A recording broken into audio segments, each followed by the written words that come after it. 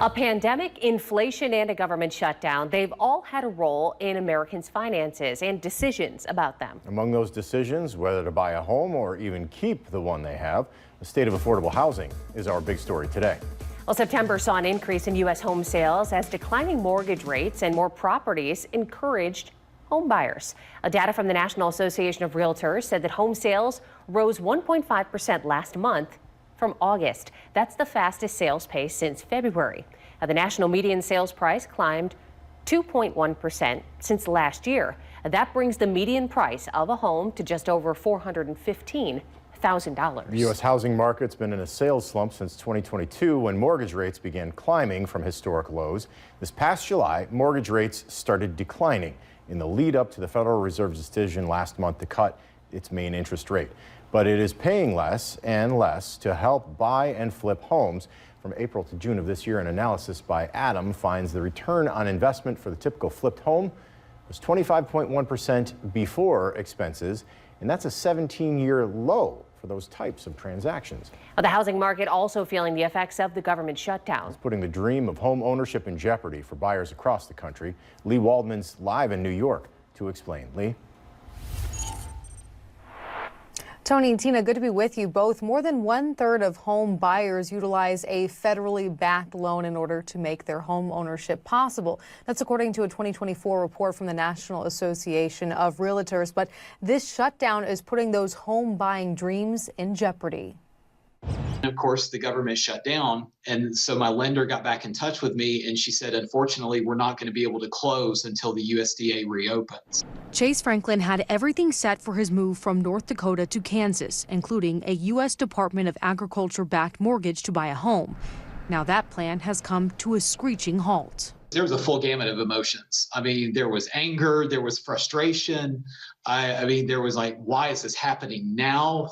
He's not alone. Anthony Smith, a senior economist with Realtor.com, says home buyers all over the U.S. are feeling the impact of the shutdown. It will be a difficult position to be put in as a first-time home buyer because that's going to be really one of the biggest cohorts that are going to be impacted by this. Before the shutdown, the skyrocketing prices of homes brought the housing industry to a slowdown. But the first government shutdown in nearly 7 years is impacting both rural and urban areas. The housing market was definitely somewhat frigid, and so this adds more chill to a situation that didn't need any more cooling off altogether. The longer this shutdown stretches on, Smith says the greater impact it's going to have on the industry as a whole and the more uncertainty it will breed. As for Franklin, he's got a clear message to the lawmakers in D.C. Recognize that the decisions that you are making are impacting far more people than you realize, and that the decisions that you're making are also affecting voters who will remember this when it comes around to election season. Smith's advice to home buyers right now is to stay the course, lean on people who have gone through this before, and have all of your paperwork in order when the government does, in fact, reopen. Tina? Well, Lee, before we let you go here, let's talk about private loans. Could potential home buyers that have private loans be impacted by the shutdown? Unfortunately, that is a possibility because of the third-party aspect of all of it. There's the income verification, Social Security checks, and even getting something like national flood insurance if someone were to need that. That could all kind of put a stopper in the process of buying a home. That's why so many people are feeling the impact of this shutdown.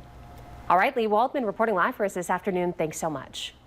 Homeowners across Ohio have seen their property values increase over the last few years. They've also seen their property tax bills spike. 13 Action News anchor Josh Krupp is live with the changes that lawmakers hope will give homeowners some relief. Josh?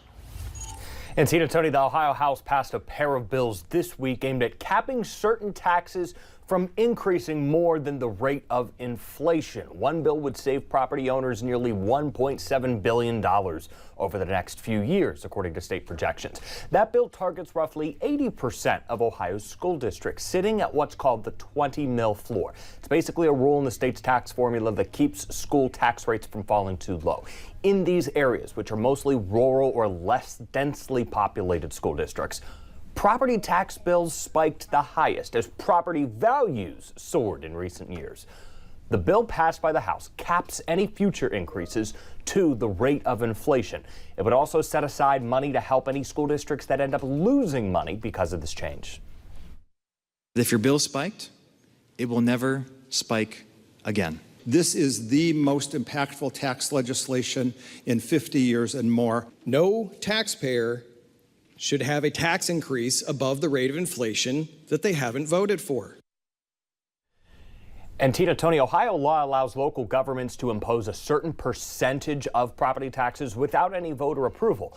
Another bill passed by the House this week would also cap those increases to the rate of inflation, totaling as much as $760 million in relief over the next 3 years. Both of those bills now head over to the Senate for consideration. Back to you.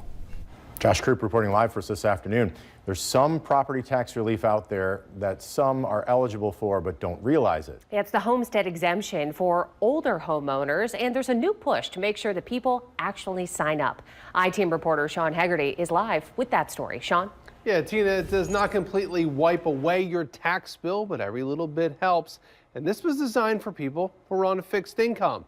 The Lucas County Auditor's Office is going to senior centers throughout the county, alerting people to the homestead tax credit. You're eligible if you own and occupy your own home, if you're over 65 years old and you meet income levels. Drops your home value by about $28,000. Now, with property values increasing and new levies popping up on that tax bill, every tax credit can help.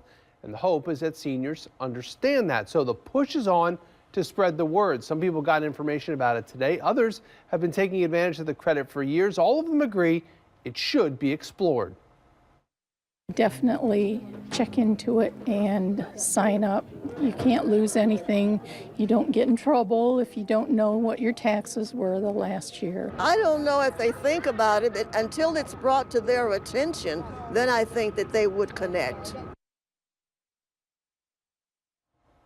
There's no certain time you need to sign up, but any senior can contact their auditor's office to find out if they qualify at any time. Tony? All right, thanks so much, Sean. Millennials and Gen Z, another group that are buying homes, but not all states are winning over those young buyers. In fact, a recent study by Evernest identified the top states where young people are actually buying property. The top state is Minnesota, with a home ownership rate of 50%. 8% for people under the age of 35. As for Michigan, it actually ranks second in the list at just below 50%. Alabama and Indiana then follow. Also in Michigan, a new executive order was signed by Governor Gretchen Whitmer just yesterday. It aims to strengthen the housing market for more young people to become homeowners. That directive includes a commitment to build or rehab more than 115,000 homes by the year 2027. Governor Whitmer says Michigan has several housing programs that can ease the cost on home buyers, but a lot of people don't know about them, especially younger people. The order calls on the Michigan State Housing Development Authority to review its communication and marketing tactics. It also orders the agency to work with regional housing partnerships to spread awareness in communities that have lower home ownership rates. Now, the governor hopes this will help young people understand the programs that are available and so that they can find out if they're actually eligible. If you're just now joining us,